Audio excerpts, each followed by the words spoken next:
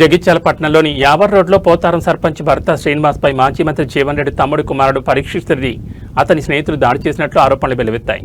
శ్రీనివాస్ తన కారులో వెళ్తుండగా బైక్పై వచ్చిన పరీక్షిత్ రెడ్డి అతని స్నేహితులు అడ్డగించి దాడి చేసినట్లు బాధితుడు ఆరోపించారు. మధ్యలో ఎలాంటి కారణం లేకుండా తనపై దాడి చేశారని, కారులో తనతో పాటు ఉన్న మరో వ్యక్తిపైన దాడి చేసినట్టు తెలిపారు. దాడి ఘటన సీసీ కెమెరాలో రికార్డ్ అయినట్లు సమాచారం. ఘటనతో యావర్ రోడ్లో కొంతసేపు ట్రాఫిక్ జామ్ ఏర్పడింది. తాను గత 15 ఏళ్లుగా జీవన్ రెడ్డి కోసం పనిచేస్తున్నానని, ఆయన తమ్ముడు కుమారుడే తనపై దాడి చేయడం బాధాకరంగా ఉందని శ్రీనివాస్ పేర్కొన్నారు. ఈ ఘటనపై జగిత్యాల పట్టణ పోలీస్ స్టేషన్లో ఫిర్యాదు చేసి దాడిపై సమగ్ర విచారణ జరిపి బాధ్యులపై చర్యలు తీసుకోవాలని కోరారు.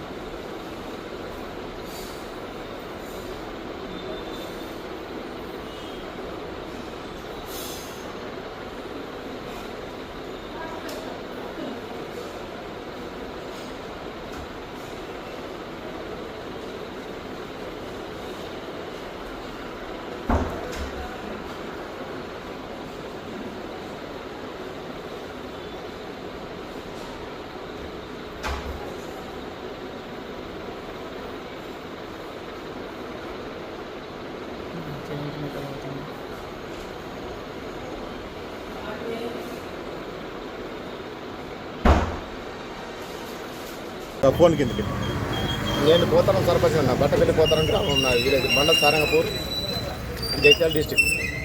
అయితే ఏమైనా గత ఒక 15 years నుంచి నేను జీవరెడ్డిని ఎంబడే ఉన్నా, జీవరెడ్డి సార్ ఎంబడే ఉన్నా. నేను వేరే వాళ్ళు కాదు, నాకు వేరే పార్టీ అంటే కూడా నాకు ఇష్టం లేకుండే. కానీ సారు ఆయన దురదృష్టం మా దారిద్రమో ఓడిపోయినాడు. సార్ ఓడిపోయినంత మాత్రాన్ని ఏమైందని చెప్పి మేము సార్ దగ్గర నుండి వెళ్ళిపోయినాం. వాస్తవంగా వెళ్ళిపోయింది వాస్తవమే, సార్ తెలిసింది కూడా వాస్తవమే. కాకపోతే ఇవాళ జరిగింది ఏంటంటే నేను సార్ మీద రుద్దడం లేదు, సార్ మంచోడే. కాకపోతే విషయం ఏంటంటే నేను బైపాస్ నుండి మా ఇంటి దగ్గర నుండి నేను సర్పంచ్ గెలిచి నుంచి నేను పోతాలనుకుంటున్నా. నా ఇల్లు చూసుకున్నాను. నేను వచ్చిన కర్మానికి నేను బైపాస్ వచ్చిన నా కారు వేసుకొని వస్తున్నా. అలా తమ్ముని కొడుకట ఆయన వచ్చి నా కారు కట్టం పెట్టింది. అరే నేను ఎందుకు కారు కట్టం పెట్టిండు? ఒక్కడే ఉన్నాడు. మళ్ళీ మేము ముగ్గురే ఉన్నాం కార్లో, ఆయన ఒక్కడే ఉన్నాడు. ఒక్కడే ఉండి ఏంటి అనుకుంటే అడ్డం తిరుగుతాడు. అసలు నాకేం అర్థం కాదు. కళ్ళు తాగిండు కదా అన్న ఆలోచన నేను ఇడిచిపెట్టినా.